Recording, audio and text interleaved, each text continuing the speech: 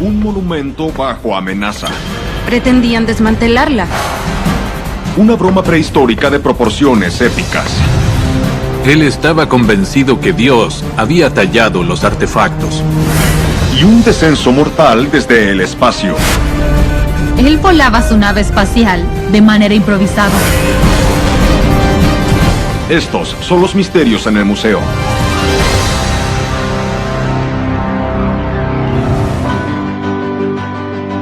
París, Francia. El Arco del Triunfo. La Catedral de Notre Dame. Y la Pirámide del Louvre. Son algunas de las estructuras más famosas en la Ciudad de la Luz. Para registrar la historia de estos monumentos emblemáticos y más, está el Museo de Patrimonio y Arquitectura. La institución exhibe una colección sin precedentes de maquetas y modelos a escala de los edificios más hermosos de Francia, que se extienden entre el medioevo y el presente. Pero en esta increíble colección hay un objeto que podría ser ignorado fácilmente. Este objeto mide 3 centímetros de diámetro. Está hecho de bronce, tiene los bordes abollados y fue fabricado hace más de un siglo. Esta moneda recuerda el intento de un hombre de impedir que el símbolo más famoso de Francia se volviera chatarra. Esta es la historia del esfuerzo que hizo un hombre por rescatar un monumento.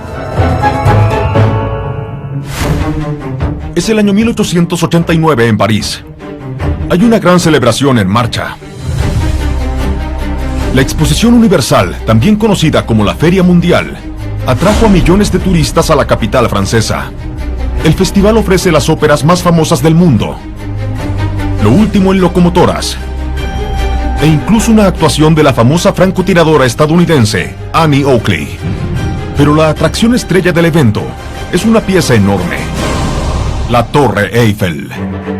Construida por el ingeniero Gustave Eiffel, está hecha con más de 2 millones de remaches y 18,000 piezas de fierro. La torre mide 300 metros de altura y es la estructura más alta del mundo. Podía verse desde toda la ciudad. Fue creada para demostrarle a la gente lo increíble que era Francia. A pesar de que los asistentes extranjeros que participaron en la feria estaban maravillados con este logro de la ingeniería, los parisinos opinaban algo muy distinto. Muchos de ellos pensaban que la torre era horrible. Ellos creían que contrastaba negativamente con la distribución clásica y bien pensada de la ciudad francesa. Los artistas incluso decían que parecía una espantosa jirafa metálica en medio de París. Así, los parisinos hacen una campaña para eliminar la torre.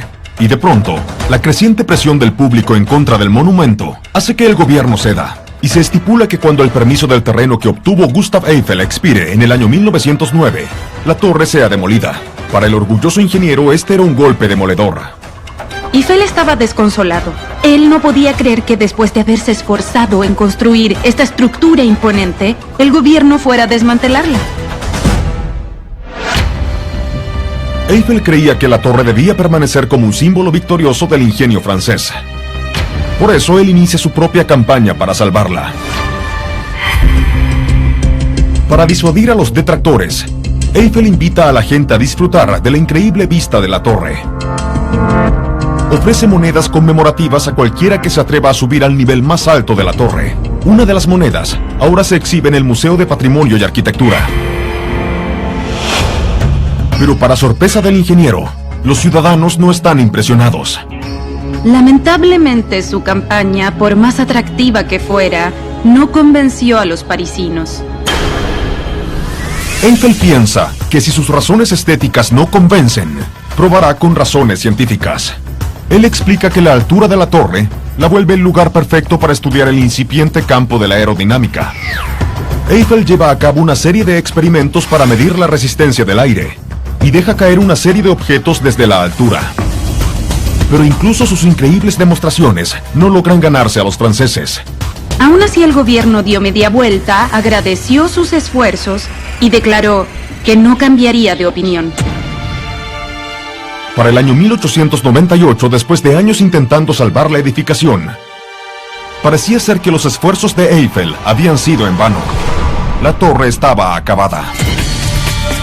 Pero un día, Eiffel escucha sobre una tecnología revolucionaria que podría ayudar a su campaña. La radio. La radio realmente podría revolucionar todo porque transmitía mensajes, pero a finales del siglo XIX seguía estando en etapa de desarrollo.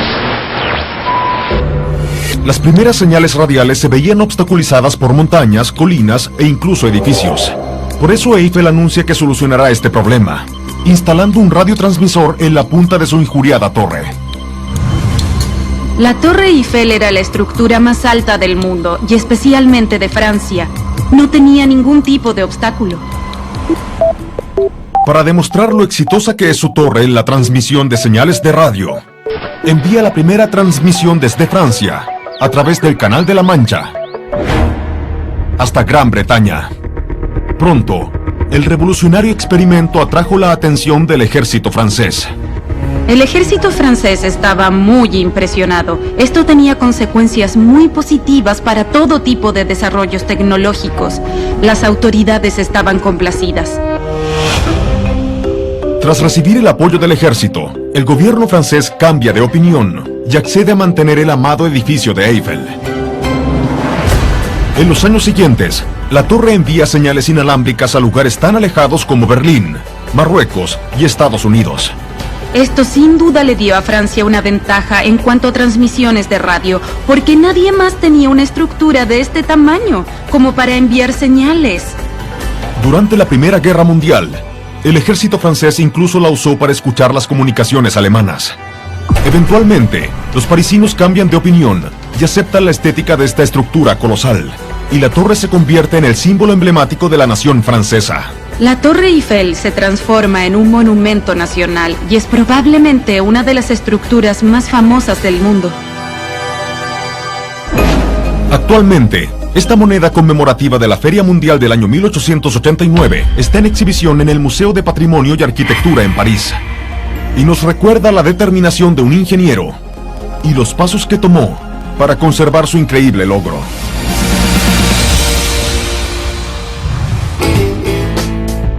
Un alambique de cobre usado para fabricar aguardiente ilegal, placas de las fuerzas del orden de principios del siglo XX y un uniforme a rayas de prisión que le perteneció al forajido Emmett Dalton. Son algunos de los artículos que puedes encontrar en el Centro de Historia de Oklahoma, en la ciudad de Oklahoma.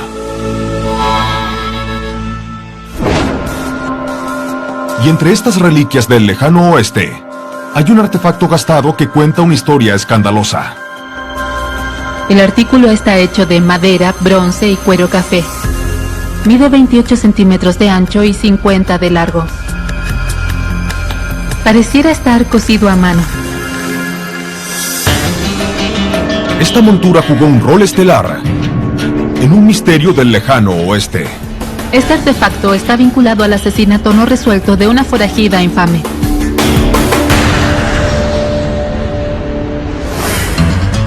Es 1889 en la frontera estadounidense. Belle Starr, también conocida como la reina de los bandidos, es una de las ladronas de caballos más infames del lejano oeste. Belle Starr comenzó su carrera criminal cuando se asoció con los forajidos Jesse James y Cole Younger. Pero después de años de robos y asaltos, Belle decidió dejar su vida de forajida atrás. Ahora, junto a su esposo Jim y su hija Pearl, viven en un rancho extenso, en donde alquilan parcelas a otros pobladores. Es una vida sencilla, pero conveniente. Ella intentó sentar cabeza y llevar un estilo de vida acorde a las leyes. Pero su existencia pacífica daría un vuelco. El 3 de febrero, Pearl, la hija de Belle, estaba sola en casa, cuando ve algo sospechoso en el horizonte. Un caballo sin jinete se aproxima al rancho. Pearl reconoce al animal. Es el caballo de su mamá, pero no había rastros de la mujer. Y eso no es todo. La montura está cubierta de sangre. Cuando el caballo llegó solo, sin Belle montándolo, Pearl supo que algo andaba mal. Pearl recorre el sendero siguiendo el rastro del caballo. Luego se encuentra con algo aterrador. Su mamá estaba muerta en el suelo, con heridas de bala en la espalda, el cuello y el rostro. Cuando Pearl llega al lugar, entra en pánico. Debía saber quién había matado a su mamá. Ella no tenía dudas de quién era el asesino. Un violento agricultor que vive en la propiedad de la familia, llamado Edgar Watson. Él había tenido una disputa con Belle, y ella cree que lo mató después de perder el control. Por eso Pearl se dirige a la casa de Watson. Ahí encuentra evidencia condenatoria. Una escopeta con residuos de pólvora, lo que indica que había sido disparada recientemente. Pearl estaba convencida que Watson había asesinado a su mamá. Pero cuando enfrenta a Watson, él dice ser inocente. A pesar de eso, ella lo lleva al tribunal más cercano. Pero cuando el sospechoso enfrenta al juez, el caso no parecía ser tan claro como Pearl esperaba. Y ante la falta de evidencia, el juez decide dejar libre a Watson. Pearl se sintió molesta, desesperada y angustiada al ver que no se hizo justicia. Si Watson no mató a Belle Starr, ¿quién fue? Es el año 1889, en Arkansas. La forajida reformada Belle Starr fue asesinada. Su hija está convencida que el culpable es Edgar Watson, su inquilino. Pero el juez cree que no hay evidencia que implique a Watson, y lo libera. Entonces, ¿quién mató a Belle Starr? Cuando Watson sale del tribunal, se acerca al oficial James Hutchins. Ansioso por limpiar su reputación, Watson le dice al oficial que a pesar de no haber matado a Belle Starr, sabe quién lo hizo. Watson dice que el día del asesinato, el esposo de Belle, Jim Starr, le pidió un favor. Watson comenta que poco antes de la muerte de Belle, Jim Starr le pidió usar su arma. Intrigado, el oficial decide investigar. Y mientras entrevista a los vecinos de Belle, se entera de algo que respalda los dichos de Watson. Un hombre le dice al oficial que una vez Jim Starr le ofreció $100 por matar a Belle. Hutchins cree que se trata de una pista sólida. El oficial Hutchins se va con la misión de arrestar a Jim Starr. Pero al llegar al rancho, ve al hombre armado y a la espera. Starr toma su revólver, pero el oficial dispara primero y lo mata. Con la muerte de Jim Starr, también muere la verdad. Hutchins de seguro se sintió frustrado. Nunca sabrá quién mató a Belle Starr. Al final, la mujer que buscó una vida tranquila no pudo escapar de los peligros de su pasado forajido. Actualmente, la montura de Belle Starr está en exhibición en el Centro de Historia de Oklahoma y nos recuerda el caso de un asesinato a sangre fría en el lejano oeste que sigue sin ser resuelto.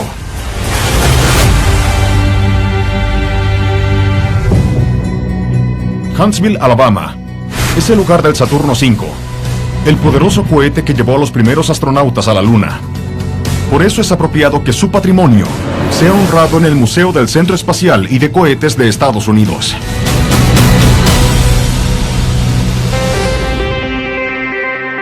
Aquí se exhibe un modelo de tamaño real del transportador espacial Pathfinder, un tanque de oxígeno de la Estación Espacial Skylab y una réplica del emblemático rover lunar de la NASA.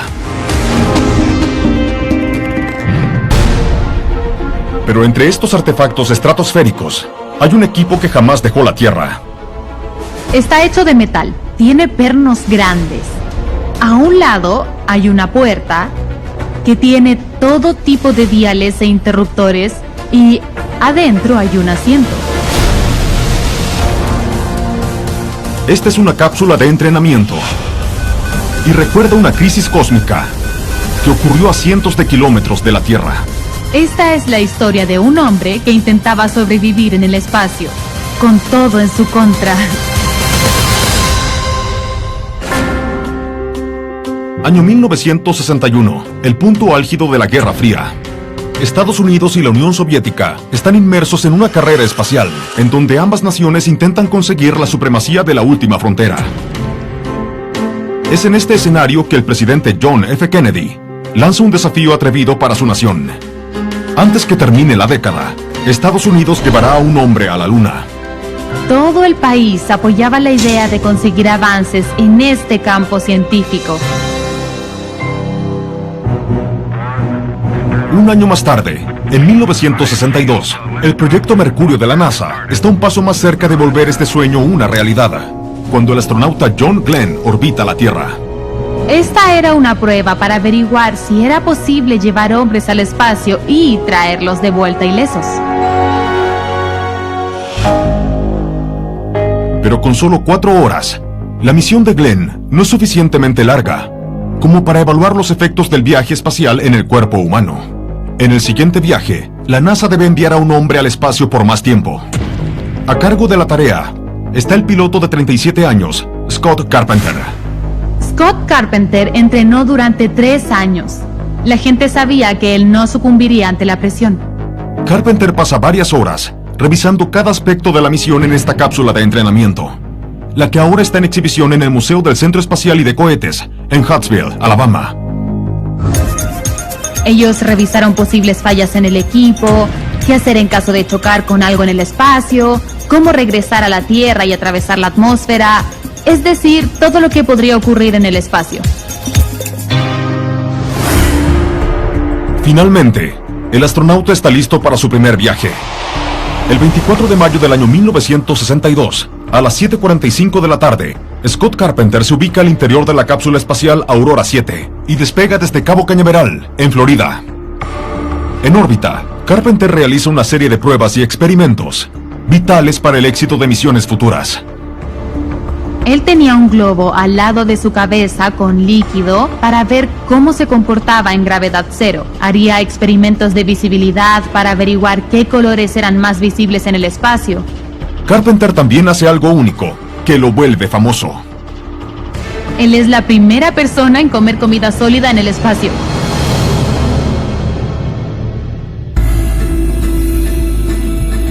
Carpenter orbita la Tierra 3 veces en 4 horas y media, antes de recibir la señal de control de misión para reingresar a la atmósfera.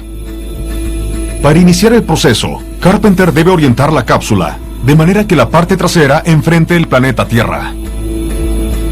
Debía maniobrar la nave para entrar al revés. Ahí estaba el protector térmico. Pero cuando Carpenter hace la revisión final, nota que hay un problema con su computadora de navegación. El sistema de orientación tiene un error de 30 grados. Esto podría tener consecuencias catastróficas. El escáner de horizonte sirve para que la computadora sepa cómo la nave está equilibrada y pueda corregir los cambios que ocurran al reingreso. Si entraba en un ángulo errado, era probable que se quemara la atmósfera. La única opción de Carpenter era apagar la computadora averiada y tomar el control de su nave espacial. Esto era aterrador. Él no podía equivocarse. Scott Carpenter pensaba, ¿qué pasa si soy el primer astronauta que muere? Es el 24 de mayo del año 1962. El astronauta Scott Carpenter estaba por reingresar a la atmósfera cuando hace un descubrimiento aterrador. El sistema de navegación de su cápsula tiene un mal funcionamiento crítico. ¿Será el atrevido piloto capaz de volver a la Tierra con vida? A las 12 p.m. hora del este, Scott Carpenter comienza su descenso. Mientras el Aurora 7 caía en picada a través de la atmósfera, el astronauta hacía lo imposible por mantener la trayectoria. Él mira por la ventana y usa el horizonte como referencia para corregir su viaje sobre la marcha. Él maniobraba la nave espacial de manera improvisada. En este momento debía aplicar todo lo aprendido en su entrenamiento y simulaciones.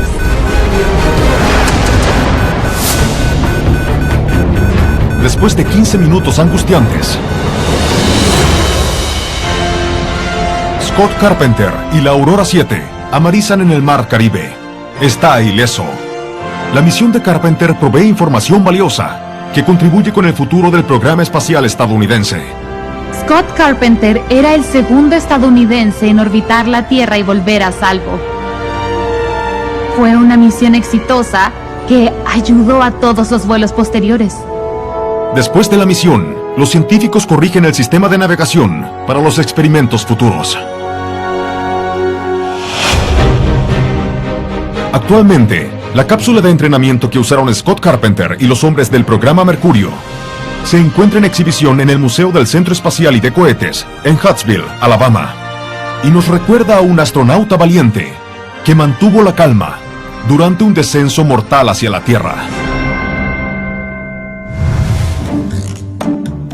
Una estatua de Paul Bunyan de 28 metros de alto, caballos de juguete atados a argollas en las aceras y un área verde de 60 centímetros apodado el parque más pequeño del mundo. Son algunas de las atracciones peculiares que atraen a los visitantes a Portland, Oregón. Pero en el corazón del distrito cultural de la ciudad hay una institución que celebra un aspecto más serio de la región: la Sociedad Histórica de Oregón. La colección incluye una carreta usada para transitar la ruta de Oregón en el año 1852, un tallado de 1 metro de ancho del sello estatal, y una canoa del siglo XIX que los nativos americanos hicieron de un árbol de cedro hueco. Pero entre estos objetos de gran tamaño, hay uno mucho más pequeño. El artefacto mide 24 centímetros de largo y 15 de ancho. Es café y es de madera de nogal. Su textura es suave y tiene un barniz opaco. Este objeto recuerda a una astuta heroína, quien llevó una campaña encubierta por la justicia. Esta es la historia de una mujer audaz, una elección sin precedentes y un resultado que reescribiría la historia. Es octubre del año 1916, en Umatilla, Oregón. Este pequeño pueblo de 198 residentes parece caerse a pedazos. Sus caminos están en mal estado, las leyes no se cumplen, e incluso apagaron la luminaria de las calles, porque la ciudad no ha pagado la factura de electricidad. Muchos residentes creen que el responsable de este desorden cívico es el alcalde del pueblo, un hombre llamado A.A. Starcher. El alcalde Starcher no parecía interesado en tomar acciones para mejorar el pueblo. De hecho, este empezaba a parecerse más a sus días de puesto de avanzada. A medida que la crisis empeoraba, una ciudadana decide que esto debía cambiar. Era la esposa del alcalde, Laura Starcher.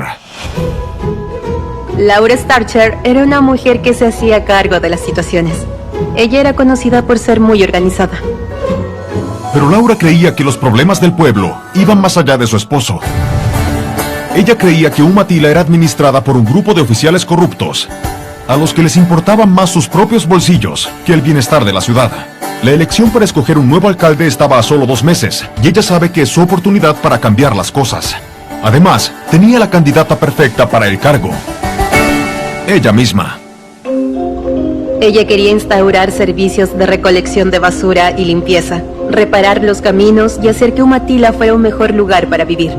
A pesar de que el resto del país no permitía que las mujeres sufragaran, en Oregón, las mujeres podían participar en las votaciones desde el año 1912.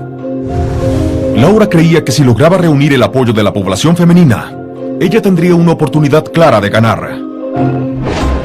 Una noche, en una reunión social de mujeres, Laura revela sus intenciones.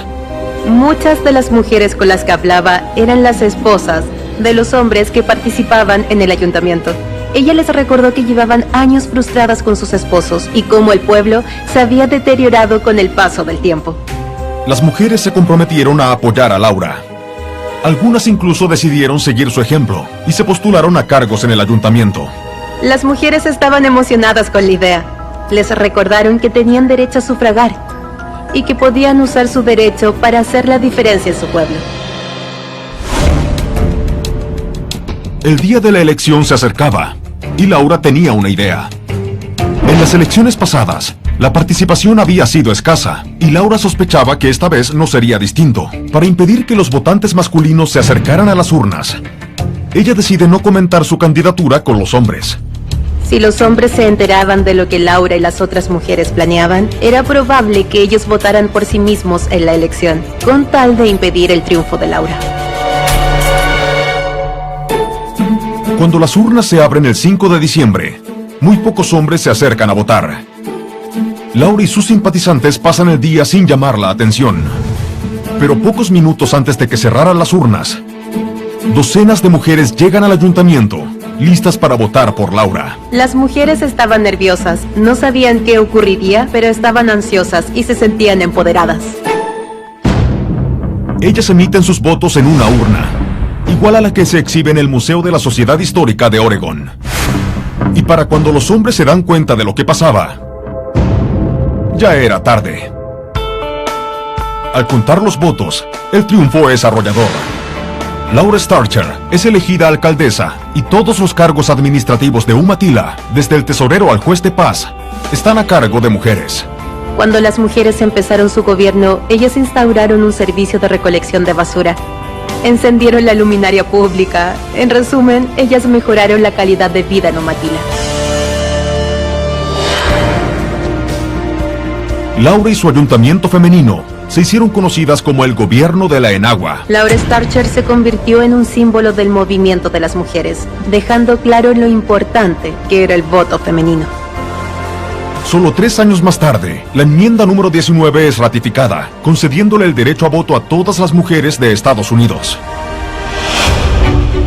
Actualmente, una urna igual a la que usaron las mujeres de Umatilla se exhibe en la Sociedad Histórica de Oregón.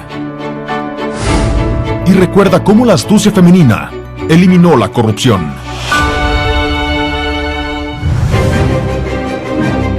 La ciudad de Columbia, Carolina del Sur, es el lugar de un increíble monumento, una estatua de 12 metros de alto de un hidrante. Se erigió en memoria de un día en el año 1865, cuando el ejército de la Unión del general Sherman quemó la ciudad. Esta historia y muchas otras se conservan en el Museo Militar de Carolina del Sur.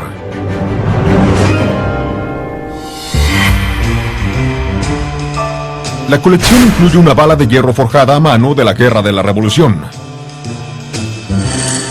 un cohete de los años 1950 conocido como Mighty Mouse, y un helicóptero Su, el primero usado por el ejército estadounidense. Pero entre estos artículos estadounidenses únicos, hay uno que saluda desde más allá de la frontera de la nación. El artículo está hecho con tela verde y cuero negro.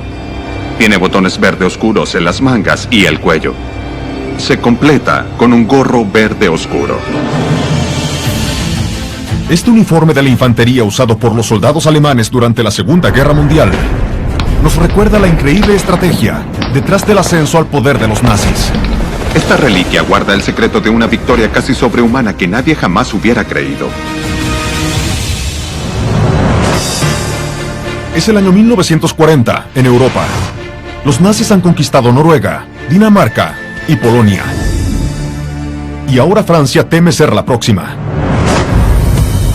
Ante una posible invasión, los franceses aumentan sus defensas y protegen su frontera de 724 kilómetros de largo con Alemania, con más de 3.000 tanques y una dotación de 800.000 soldados.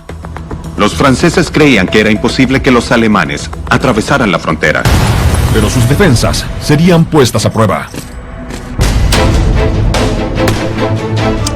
El 14 de mayo, las fuerzas alemanas atacan la frontera norte de Francia, cerca de Bélgica. Ellos pelean con tal ferocidad y velocidad que los franceses no pueden detenerlos. Los alemanes tenían una táctica completamente nueva. Concentraban los tanques en un punto, abrían paso y la infantería aparecía por detrás. Con una eficiencia despiadada, el ejército alemán traspasa las defensas francesas y el país cae más rápido de lo que cualquiera hubiera imaginado. La ofensiva alemana era tan rápida que en menos de una semana los alemanes habían conquistado más terreno francés que en la totalidad de la Primera Guerra Mundial. 6 semanas más tarde, Francia se rinde ante Alemania. Los ataques furiosos de los nazis durante la Segunda Guerra Mundial se hacen conocidos como Blitzkrieg o Guerra Relámpago. Cuando los historiadores estudian la ofensiva alemana, solo piensan en una palabra: velocidad.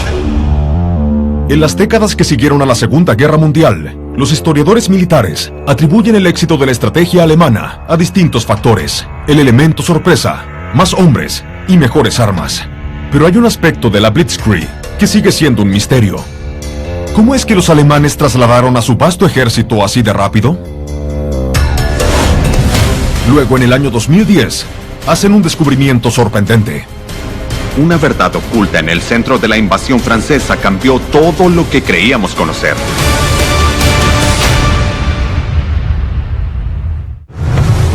En 1940, la Alemania nazi derrotó a Francia en poco menos de un mes. La veloz invasión fue conocida como Blitzkrieg. Durante décadas, los académicos han debatido cómo fue que Alemania pudo derrotar a Francia tan rápido. Pero en el siglo XXI, un historiador está próximo a revelar el secreto impactante detrás de la victoria alemana. Año 2010, Alemania. El historiador Norman Ohler revisa los registros militares con el fin de encontrar información nueva sobre la táctica alemana. Él presentía que había algo más y se volvió su misión descubrir qué era. Un día, hace un descubrimiento increíble. Ohler descubre un mensaje que decía que Hitler le había pedido a sus científicos crear una droga que mejorara el rendimiento de sus soldados. El resultado fue un cóctel químico llamado Pervitin, un poderoso estimulante que más adelante sería conocido como metanfetamina. Les dio a los soldados alemanes cualidades de superhombres. Les permitió exigirse más allá de sus capacidades físicas normales y pasar hasta 3 días sin dormir. Justo antes de la invasión de Francia, Hitler ordenó que les dieran 35 millones de tabletas de Pervitin a sus soldados. Ohl concluye que este era el factor clave que le permitió a los nazis avanzar más rápido y pelear de manera más agresiva que sus oponentes. Ohler publica sus descubrimientos en un libro revolucionario que describe qué tanto dependía el Estado nazi y el mismo Hitler de drogas igualmente poderosas. Su investigación y su libro reescribieron un capítulo de lo que sabemos de la historia de la Segunda Guerra Mundial y logra encontrar la respuesta a una pregunta que fue un misterio por muchos años. Actualmente, este uniforme del ejército alemán y un rifle de la Segunda Guerra Mundial se exhiben en el Museo Militar de Carolina del Norte, en Colombia, y recuerdan los horrores de la guerra y una pequeña píldora que energizó a un régimen despiadado.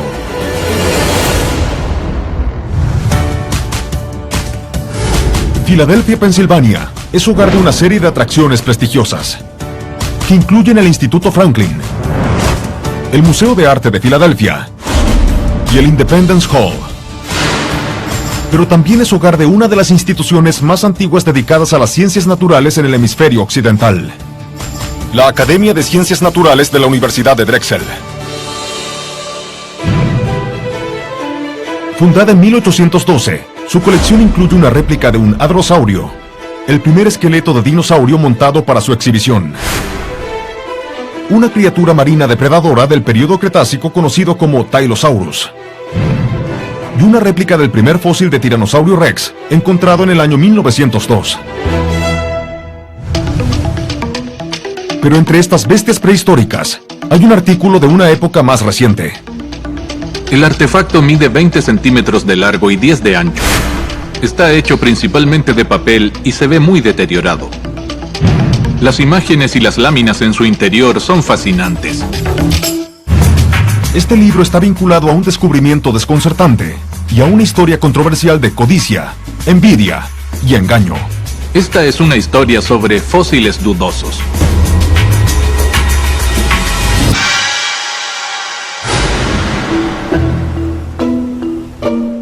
Es el año 1725 en Alemania. El científico Johann Beringer, de 58 años, es el decano de Historia Natural en la prestigiosa Universidad de Würzburg. Y en su tiempo libre, El profesor entusiasta ama investigar las cercanías de su pueblo, con la idea de descubrir cosas nuevas. Beringer amaba la naturaleza, le encantaba explorar y descubrir todos los organismos que había creado la madre naturaleza. Un día, mientras caminaba por el monte Eibelstadt, Beringer descubre unas rocas inusuales en el suelo. En su superficie, estas parecían tener grabadas las formas de plantas pequeñas. Él no lo sabe, pero se trata de lo que hoy conocemos como fósiles. En esa época, ellos no sabían qué eran los fósiles realmente. Beringer queda fascinado por el detalle delicado que había en las piedras y está desesperado por entender exactamente de qué se trataban. A pesar de que se habían descubierto objetos similares alrededor del mundo, aún no se sabía a ciencia cierta qué eran. Beringer está intrigado y decide descifrar el misterio detrás de las piedras extrañas. Él comienza contactando a sus alumnos para que todos lo ayuden a buscar más de estos ejemplares inusuales. Beringer les paga a los jóvenes para que busquen piedras y le traigan sus hallazgos. En los siguientes meses, los asistentes de Beringer encuentran grandes cantidades de piedras con imágenes detalladas no solo de plantas, sino también animales. Muchos de ellos desconocidos para la ciencia de esa época. Algunas de las imágenes que había en las piedras eran pájaros, también caracoles, y algunas tenían animales más exóticos. Pero un día, un alumno le entrega una piedra muy distinta al profesor. No tenía una imagen grabada, sino una palabra. Está en hebreo, y era la palabra que significaba Dios. Jehová. Esta es la pista que buscaba Beringer. El origen de las extrañas piedras era claro. Él estaba convencido que Dios había tallado los artefactos y los había dejado para nosotros. Él estaba dichoso. Por fin entendía qué eran realmente estas piedras que aparecían en todo el mundo. Estos eran mensajes de Dios. En el año 1726, Beringer publica sus hallazgos en un libro. El tomo, el mismo que ahora se exhibe en la Academia de Ciencias Naturales de la Universidad de Drexel, y está lleno de ilustraciones hechas a mano. Pero al día siguiente de haber publicado su libro, un asistente le trae otra piedra, que también tenía una palabra tallada en la superficie. Esta vez, la reacción de Beringer es muy distinta. Está sorprendido, desconcertado y confundido. Era su nombre, el que aparecía cincelado en la piedra. ¿Qué se esconde detrás de estas piedras sagradas? Mientras que Beringer examina la piedra con su nombre, dos profesores entran a su oficina y hacen una confesión. Resulta que solo se trataba de un engaño.